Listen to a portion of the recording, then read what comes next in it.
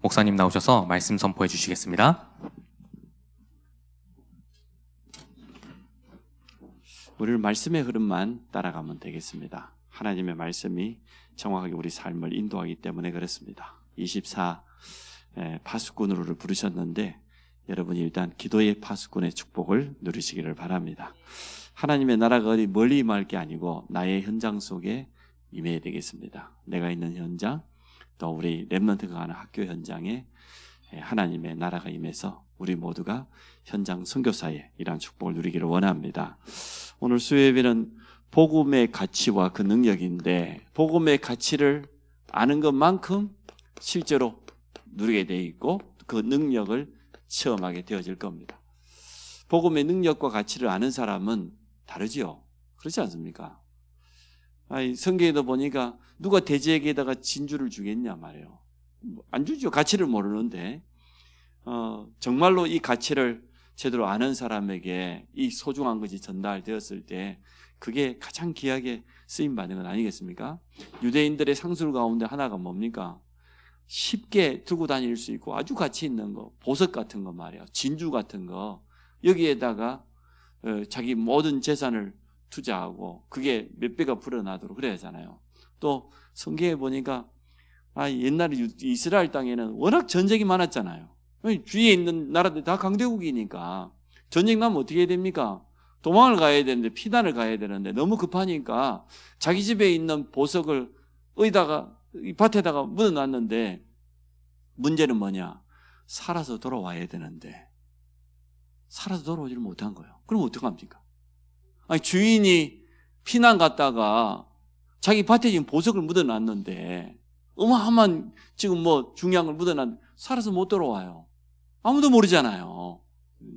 그러면 이제 그 밭이 주인이 자꾸만 바뀌어져 가겠죠. 어느 날 그 밭을 매년마다 말이야 노지를 얻어가지고 말이야 농사 짓는 사람, 자기 밭도 아니에요.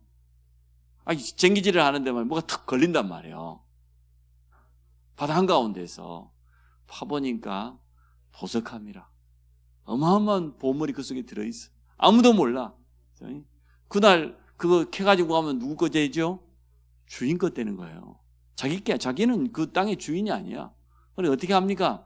주인에게 찾아가가지고 한꺼번에 말하면 눈치채니까 한꺼번에 말하면 안 되잖아요. 이 땅이 내하고 딱 체질이 맞다고. 어쩌면 내하고 맞는지 농사 지을 때마다 너무 재밌다고 또 좀 이따 가서 참 이 밭이 마음에 드는데 혹시나 다음에 팔 생각이 있으면 딴 사람 말고 나한테 팔으라고. 그때도 너무 표시내면 안 돼요. 저 인간이 왜 갑자기 저 밭을 이렇게 욕심을 내지? 이러면 안 되잖아요. 살살 머리 내다보고 작전을 써야지. 금방 이렇게 내놓으면 탈로가 나버리잖아요. 그렇잖아요.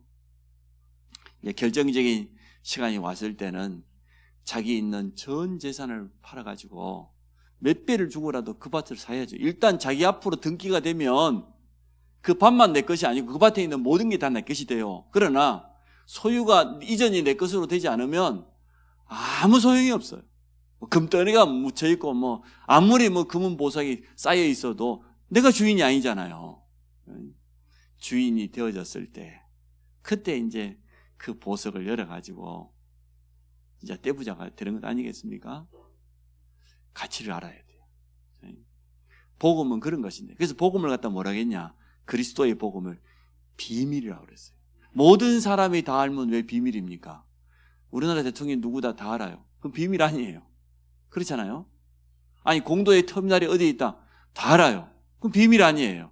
근데 특별한 사람만 아는 것을 비밀이라고 그래요. 복음은 비밀입니다.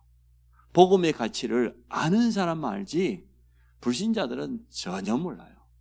그래서 우리가 오늘 제목만 봐도 금방 답을 내야 됩니다. 복음의 가치를 내가 어떻게 알고 있냐 물어보는 거죠. 내 자신에게. 나에게 복음이란 뭡니까? 여러분은 복음이 어떠한 가치를 가지고 있습니까? 여기에 대한 답만 나면은 다 되거든요. 그러면 당연히 가치를 아는 사람에게는 그 능력이 나타날 수밖에 없죠. 돼지 진주 줘봐야 돼지가 먹을 거 외에는 뭘 좋아하겠습니까? 아무것도 안 좋아하죠. 그래서 오늘 복음의 가치를 아는 사람은 어떻게 깨달았냐? 그리고 복음의 가치를 깨닫고 나서 자기 남은 인생을 어떻게 쓰임받았냐? 이러한 부분들을 우리가 말씀을 통해서 한번 확인해보는 그러한 시간 됐으면 참 좋겠습니다. 우리가 잘 알고 있는 것처럼 복음을 어떻게 알고 있습니까? 복음의 정의입니다. 로마서 1장 2절로부터 4절. 우리가 워낙 성경 잘 안 읽으면 집에 가면은 일단 설교에 나온 성경만이라 꼭 읽어보세요. 2절에 보니까 이 복음은 하나님이 자기 아들에 관하여서 선지자들을 통해서 미리 약속한 거예요. 예언한 겁니다. 어떤 약속입니까?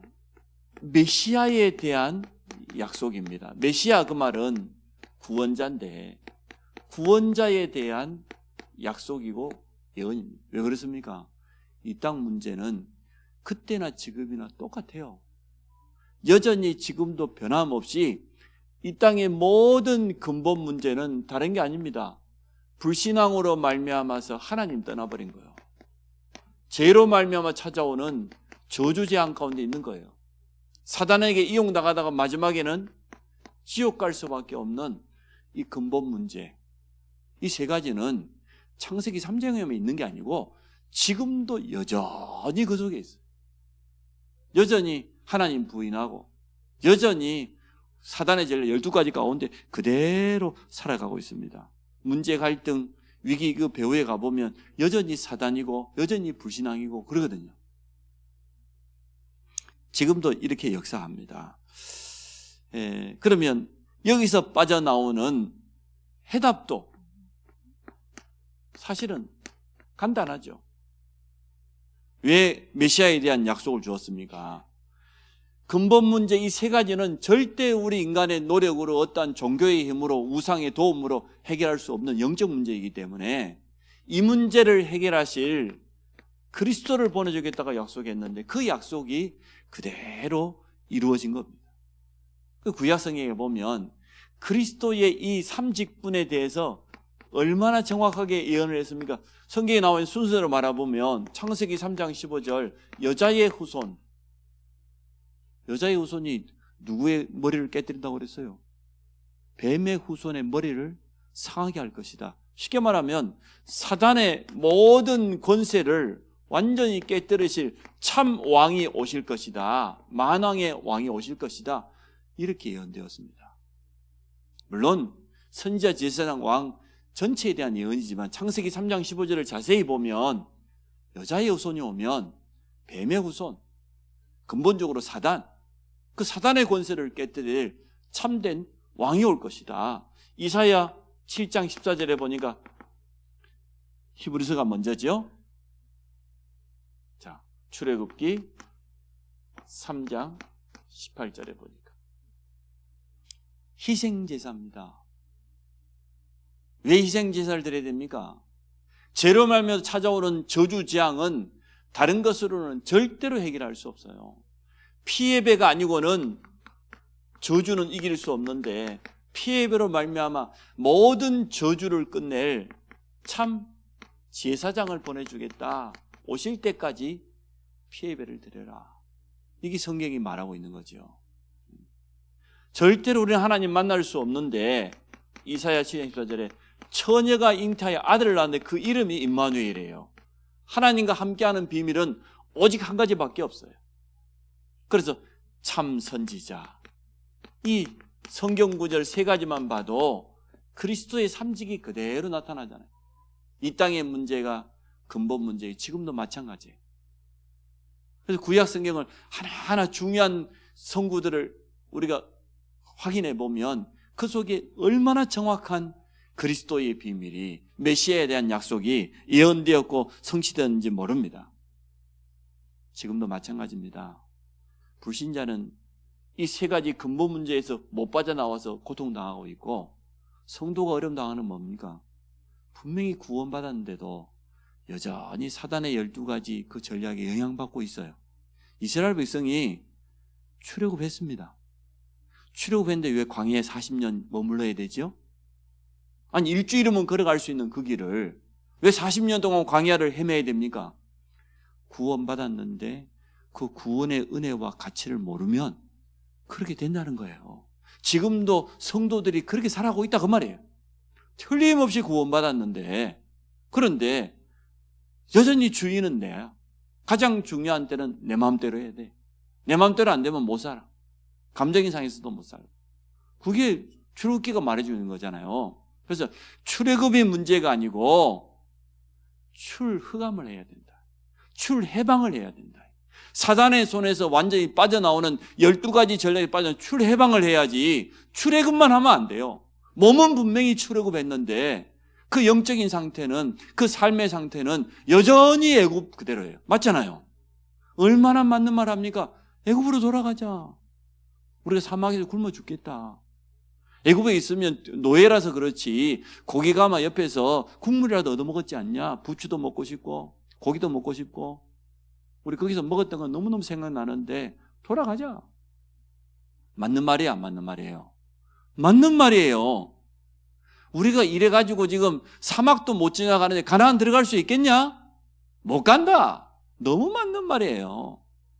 12명이 정탐구 갔다 와서 뭐라고 말합니까? 가보니까 거기에는 뭐 어마어마한 안악자손도 있고 우리가 그들 앞에 메뚜기 같더라. 우리는 보잘것 없더라. 우리는 가나안 땅 못 간단 말, 쉽게 말하면. 얼마나 맞는 말입니까? 얼마나 현실적입니까? 얼마나 사실적입니까? 합리적입니까? 출애굽했는데 생각은, 영적 상태는 여전히 애굽에 있는 거하고 똑같아요. 그게 지금 성도들이 가지고 있는 가장 큰 문제라 그 말이에요. 근본 문제에서 빠져나온 줄 알았는데, 사단의 전략 12가지 빠져나온 줄 알았는데 여전히 깊이 들어가 보면은 불신앙이에요.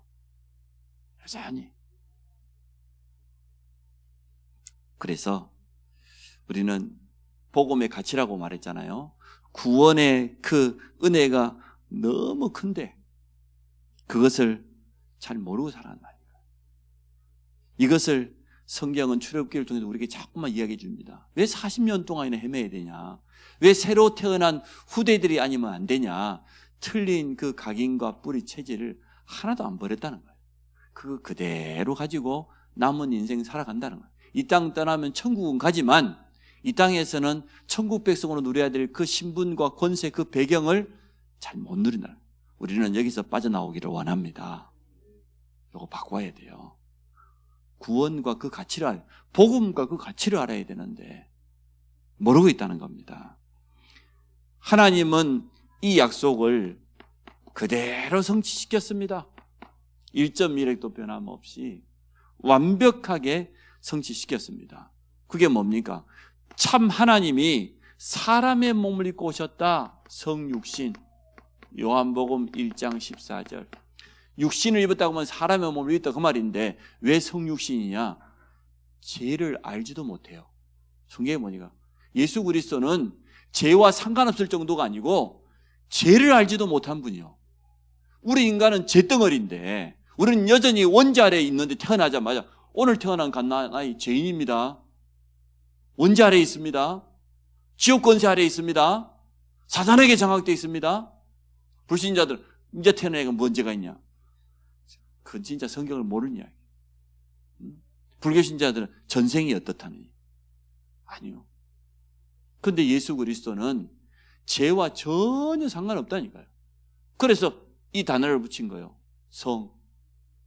거룩하다 그 말은 구별된 육신이에요. 그분이 약속대로 우리를 구원하시기 위해서 이 땅에 오신 것 아닙니까? 그분이 뭐 했습니까? 십자가에서 약속대로 대속물이 되었어요. 구약에는 양이 대신 피 흘렸는데 마지막 남긴 말씀이 요한복음 19장 30절 아닙니까? 이 모든 구약의 예언을, 약속을 그대로 다 이루었다 그랬잖아요. 다 이루었다. 하나님의 약속, 아버지의 약속이 예수 그리스도의 십자가의 죽으심과 부활을 통해 다 이루었다. 그분은 지금도 부활하셨을 뿐만 아니라 성령으로 우리와 영원히 함께 하심을 믿습니다. 약속이 성취되었잖아요. 요한복음 14장 16절에 보니까 영원토록 주님이 약속했죠. 내가 또 다른 보혜사를 너희를 위해 보내주겠다. 아버지께서 내 이름으로 성령을 보내줄 것이다. 그 성령은 뭡니까? 진리의 영이에요. 영원토록 너희와 함께 있게 하려고. 이게 성령입니다.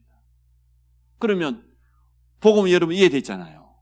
하나님은 근본 문제 세 가지 가운데 있는 우리를 위해서 약속하셨다. 그리스도. 근데 약속이 그대로 성취되었다. 로마서 1장 4절에 우리 주 예수 그리스도가 곧 복음이다 말했잖아요. 이 복음은 곧 우리 주 예수다. 이렇게 말했잖아요. 이것을 제대로 깨달은 사람들은 전부 응답받았습니다. 자, 오늘 이사야서의 본문은 사실은 구약 아닙니까?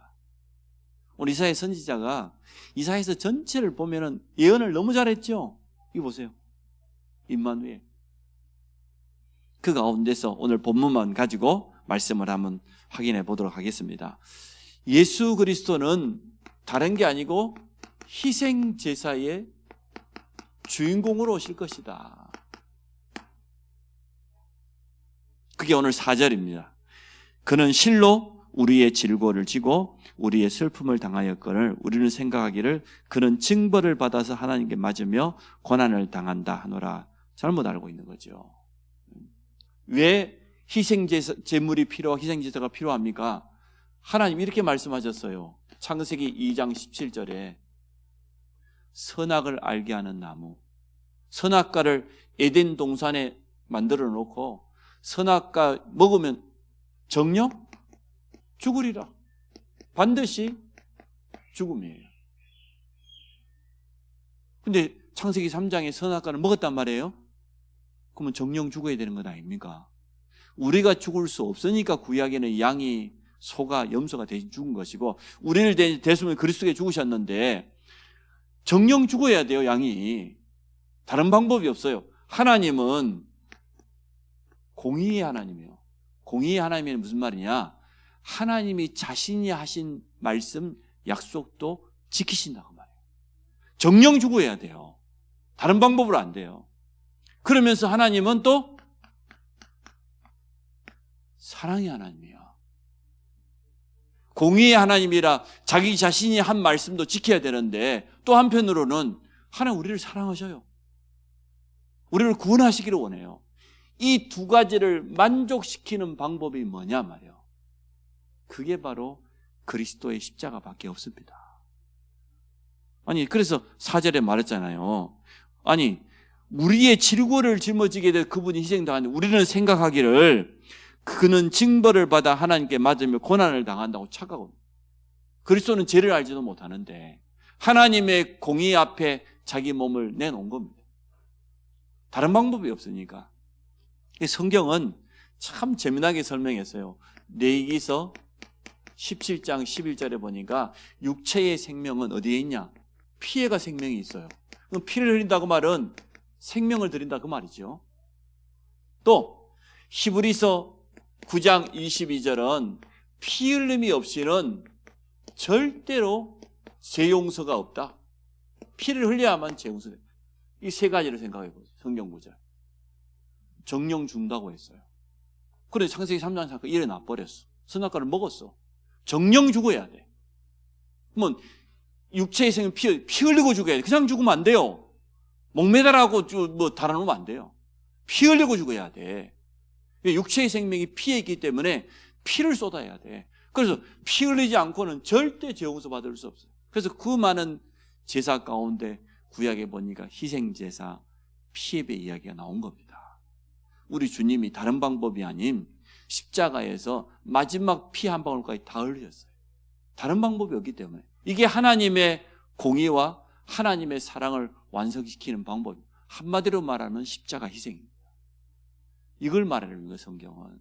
근데 오늘 5절에 보니까 참 자세하게 설명해요. 예수 그리스도의 고난에 대해서 이렇게 표현했어요. 어떻게 표현했습니까? 첫 번째 보니까 그란 말은 그리스도죠. 그가 찔림은 우리의 허물 때문이고 또 두 번째 보니까 그가 상함은 우리의 죄악 때문이고 세 번째 그가 징계를 받음으로 우리는 평화를 누리고 전 반대지요. 그가 채찍에 맞음으로 그 몸이 상했는데 찢겼는데 우리는 나음을 입었다. 이렇게 표현해요. 참 완전 반대 표현을 했어요. 예수님이 찔리셨어요. 가시면류관을 쓰셨어요. 제가 사막 가봤지 않습니까? 이스라엘 사막의 가시면류관은요, 우리 손톱, 이 손가락 길이보다 얼마나 길. 그 가시로 엮어가지고 거기다 머리에다가 찔렀으니 피가 흘러 넘칠 수밖에 없죠. 우리가 그 사막의 백합아 이렇게 찬송 부르는데요. 이 백합이, 사막의 백합이 주로 어디 자라냐고 하면 가시떨기밭 한가운데 자라요. 백합만 이렇게 자라면 좋을 건데, 가시, 그 큰 가시가 있는 그 사이에 백합이 자라면 백합이 피면 어떻게 돼요? 바람이 불면 어떻게 되죠? 백합이 가시에 계속 찔리는 거라. 근데 그 백합의 향기가 수십 리를 가요. 예수 그리스도가 가시 면류관 쓴 것처럼, 그래서 예수님을 사막의 백합이라고 표현했잖아요. 샤론의 꽃 예수라고 표현하고, 바람이 불 때마다 백합이 찔린다니까, 가시에. 그리스도가 가시 면류관 쓰고 찔리고 옆구리 창에 찔려가 피를 다 쏟았잖아요. 그가 찔림으로 말미암아 우리 허물이 나음을 입었어요. 이해됩니까? 그가 상했어요. 매를 맞고 치조를 당하고 고문을 당하고 자기가 매달려야 될 십자가를 짊어지고 올라가는데 그 전날 밤부터 잡혀가지고 얼마나 매진 매를 맞고 고통을 당했는지 말이에요. 요세푸스라고 하는 그 역사학자가 기록했어요. 골고다 언덕길을 올라갈 때 우리 주님이 자기가 매달리라고 하면 그 십자가가 얼마나 컸겠어요. 그 십자가를 짊어지고 올라가면서 13번 쓰러졌다고 그랬어요. 13번. 쓰러지는 데마다 피를 토하고. 밤새 맞았으니까. 가시면류관 썼지. 온 몸 안에 장기 다 상했겠죠. 13번을 피를 토하고 그때마다 일어나 짊어지고 올라갔다는 거예요. 상할 정도가 아니죠. 우리가 단순히 생각하는 그런 게 아니잖아요. 우리를 위해서 모든 고통을 다 당해줬어요. 우리가 당해야 될 고통을. 그래서 그가 상함은 우리의 죄악 때문이라. 우리 인간의 원죄와 조상의 죄와 자범죄는 다른 것으로는 예수 그리스도의 십자가의 피로만 해결할 수 있습니다. 그가 징계를 받음으로 우리가 평화를. 누구하고 평화가 됩니까? 하나님과 죄인된 우리는 원수였어요. 지금도 불신자는 하나님과 원수입니다. 영적으로 마귀 자녀인데 어떻게 하나님과 평화를 누리겠어요? 원수예요. 원수되었던 우리가 그리스도의 십자가 피가 하나님과 우리 사이를 가로막고 있는 죄의 담을 허문 줄을 믿습니다. 다 이루었다고 선포하는 순간 검은 휘장이 위에서부터 찢어져 버렸잖아요. 하나님이 계시는 지성소, 제사장이 예배드리는 성소, 그 사이를 가로막고 있는 이 검은 휘장이 죄를 의미하는데 사람이 찢지 않고 하나님 찢었다는 게 위에서부터 아래로 찢어졌다고 그랬어요. 누구든지 그리스도의 피를 힘입어서 성소에 들어갈 담력을 얻었단 말이에요. 그 말이에요 지금. 그가 상하고 채찍 맞고 그가 징계를 받음으로 이제는 더 이상 우리가 하나님과 원수가 아니고 하나님과 화목하게 돼요. 이걸 화목제물이라고 그래요. 하나님과 평화를 누리고 화목제물. 그런데 이게 우리에게도 주어져 있는 미션이에요. 우리를 화목케 하는 직분을 주었다고 그랬어요. 그래서 우리는 싸우면 안 돼요. 무슨 일이 있어도 집에 가서도 부부싸움하지 마시고 또 불신 형제들하고도 절대 얼굴 붉히고 싸우지 마시고 현장에서 일하다가 좀 안 좋은 일 있으면 다 양보하시고 그렇게 하시기 바랍니다. 화목케 하는 그런 직분을 주었다고 그랬어요. 그가 채찍에 맞음으로 우리가 나음을 입었도다. 치유. 우리 지금 계속 치유의 뜰에 대해서 기도하고 있는데 기도하는 치유의 뜰. 원인도 모르고 영적인 문제와 대물림으로 불신자들이 고통당하고 구원받았는데도 아직까지도 그 영적 문제를 헤어나오지 못하고 있는 사람들 많습니다. 성도들의 가장 대표적인 세 가지 문제가 뭡니까? 무능과 질병 아닙니까? 거기에다가 그러다 보니 당연히 전도운동이 못하는 거죠. 이 세 가지는 반드시 뛰어넘어야 돼요. 요즘 쓰는 말로 네피림병이잖아요. 세상 성공자들이 성공하고 난 다음에 아무 문제 없으면 참 좋겠는데 악한 영에 도움받아가지고 나름대로 성공했는데 그 이후에 찾아오는 영적인 문제를 이기지 못해가지고 더 고통당해요. 자, 6절에 우리는 다 양 같아서 그릇 행하여 각기 제 길로 갔거늘. 참 중요한 말이죠. 여호와께서는 우리 모두의 죄악을 그에게 담당시키셨도다. 왜냐? 유일한 방법이니까. 유일한 해결책이기 때문에 다른 해결책이 없습니다. 다른 이로서는 절대로 구원받을 수 없습니다. 오직 예수 그리스도 한 분밖에 없습니다. 이걸 깨달은 사람들은 복음의 가치를 진짜 발견한 사람들은 어떻게 했습니까? 구약에 보니까 아브라함처럼 고향 본토 친척 떠나라. 창세기 3장이니까. 내가 너에게 보여주는 땅으로 가라. 언약 붙잡고요. 가는 곳마다 단을 쌓고 다 양보하고 나중에는 불신자 앞에까지 증거를 보이고 아들 이삭을 드리라고 하는데 전혀 주저하지 않고 모리아산에서요. 아들 들었는데 대적의 문을 얻게 될 것이다. 최고의 응답을 받았습니다. 모세 보십시오. 어떤 응답을 받았습니까? 어릴 때 분명히 언약 들었어요. 그런데도 못 놓았어요. 40세 때 사람 죽이고 미디안강에 도망간 거 보세요. 80된 모세가 10가지 기적이 문제가 아니고 출애굽하는 놀라운 역사를 이루었습니다. 오늘 본문에 나오는 이사야 선지자는 어떻게 했습니까? 선지자가 이사야서가 전체가 그리스도에 대한 예언 너무너무 중요한 내용이 많이 들어있거든요. 이사야 선지자는 이 중요한 사명 감당하고 살아있는 채로 톱으로 사람을 잘라서 죽였어요. 그럼 그것도 고통을 우리 상상도 못하겠지요. 순교당. 복음의 가치를 발견하니까 나는 죽어도 괜찮다는 거예요. 발견했기 때문에 이렇게 된 거죠. 발견하지 않았다고 하면 어떻게 아브라함이 자기 고향을 버릴 수가 있겠습니까? 아들 이삭을 하나님 번제 땅 위에다 올려놓을 수 있겠습니까? 발견한 겁니다. 오늘 우리 모든 성도들의 믿음의 눈이 열리기를 주의 이름으로 축복합니다. 발견해야 돼요. 복음의 가치를 발견하세요. 다른 것에 눈 뜨지 마시고 진짜 복음의 가치. 그리스도가 복음이 너무 커서 나머지는 사실 안 보여야 돼. 그게 맞는 것 아닙니까? 신약에 초대교회 보십시오. 다 죽인다는데. 아니 마가다라방 교회 모이면 가만 놔두지 않겠다고 협박을 하는데도 가는 거 보세요. 협박 정도가 아니고 누명선 이단이었습니다. 끝까지 핍박당했습니다. 초대교회는 전혀 흔들리지 않았습니다.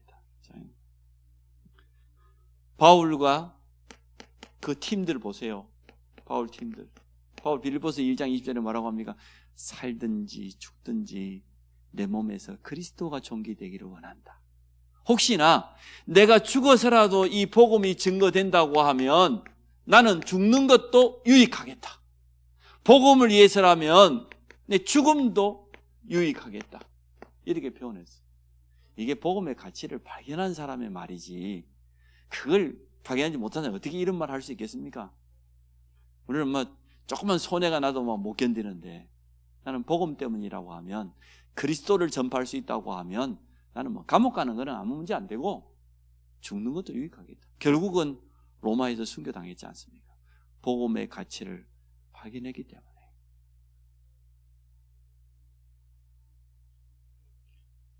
히브리서에 나오는 믿음의 사람들, 히브리서 11장 38절, 세상이 감당하지 못하는 사람들, 감당치 못해요. 어떻게 세상이 이 사람들을 감당하고 말릴 수가 있겠습니까? 여러분 잘 아시잖아요. 우리 교회사에 어떠한 일이 있어요? 우리 마틴 루터에 대해 주일날 말씀 나누었는데, 마틴 루터, 존 낙스, 하나님 스코틀랜드를 나에게 주시든지 아니면 나를 데려가 주십시오. 스코틀랜드를 복음하지 못할 것 같으면 나는 살 이유가 없습니다. 그렇게 되었습니다. 또 우리 한국 교회사, 근대 교회사의 인물 몇 사람은 예를 들면 주기철 목사님 뭐라고 했습니까? 일사각오다. 나는 한번 죽기로 이미 각오했다. 복음을 위해서라면 내가 죽기로 각오했다. 또 손양원 목사님 보세요.